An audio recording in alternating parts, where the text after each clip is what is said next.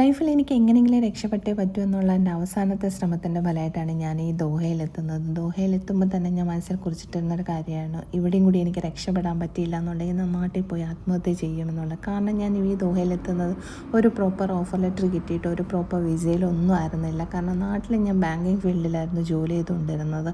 അതുകൊണ്ട് തന്നെ 30 ദിവസത്തെ അവധിയെടുത്ത് എന്തും വരട്ടെ എന്ന് വിചാരിച്ചൊരു റിസ്ക് എടുത്തിട്ടാണ് ഞാൻ ഓണറേബിൾ വിസയിൽ ഇവിടെ വരുന്നത്. ഇവിടെ വന്ന് കുറേ ജോലിക്ക് അപ്ലൈ ചെയ്ത് എല്ലാം റിജക്ഷൻ ആയിരുന്നു.